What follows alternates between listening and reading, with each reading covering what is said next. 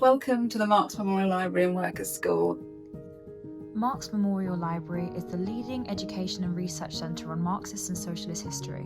Marion, the library's director, will now take us to the Lenin Room, where Professor Mary Davis will introduce to everyone our newest and most exciting project.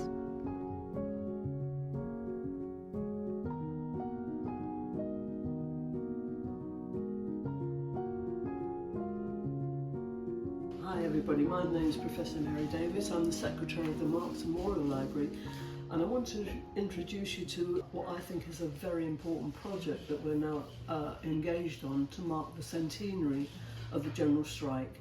In fact, we started our commemorating this in 2025 to mark the 100th anniversary of what actually was a victory for the miners and for the working class in general, and that was Red Friday, since which time we're kind of counting down to the main event of the General Strike itself, which was of course in May. In May, on May the 9th this year, we will be having a major conference on the General Strike itself, in which we will be showing films, and we'll have an array of very interesting speakers. What I want to talk about today is what we're doing between this time in January and up to May. We've engaged the services of a film student from Brunel University, Isabel Twigger, who, working with myself, we're going to prepare a number of short films highlighting major events leading up to the General Strike. We'll be posting these on the MML website, and we hope people will be looking at this because we want to highlight particularly what we regard as the very important role that communists played in the General Strike. And we're fortunate enough in Marks Memorial Library and Workers' School to have the records of an archive which deals with the General Strike, and in particular looks at the role of the Communist Party within that. We feel that this is our unique contribution. We have got a unique archive, some of which you can see here.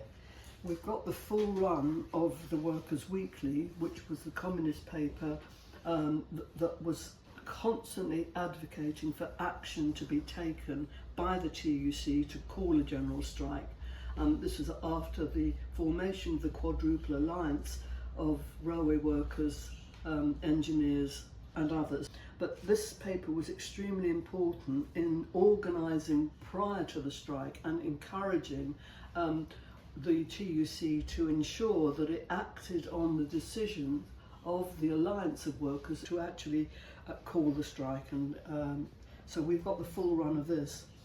Before the General Strike took place in 1925, the state was so concerned about the role of the Communist Party that in 1925 they imprisoned 12 communists, and we've got their defence, the original pamphlets dealing with the defence of several of them. This one is J.R. Campbell's defence.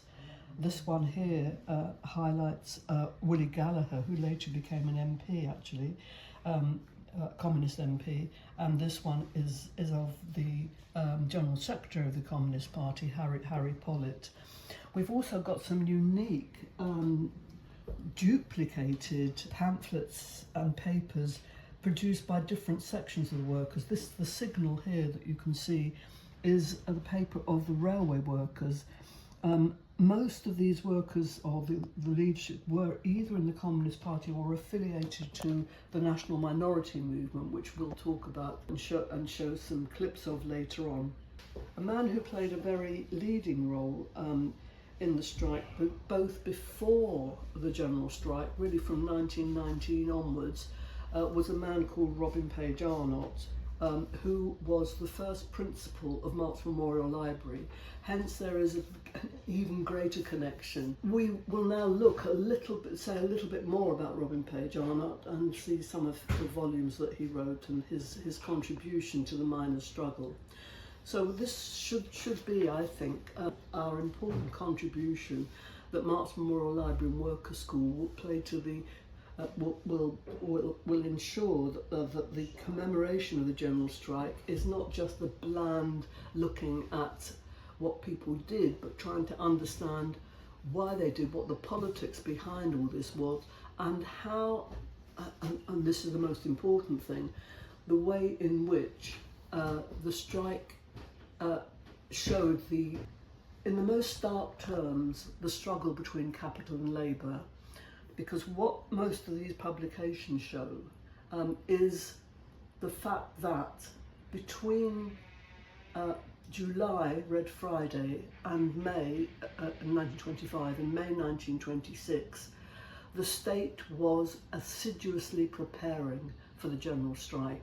And this is when the Communist Party was saying all the time, we must be prepared, the state is preparing, there is inevitably going to be another battle in which the miners will be at the forefront. Please do engage with us in this project, which we think is a very exciting one, and we want to analyse these events in detail because it has got lessons for us today. This was a victory and a defeat, and we have to learn from both.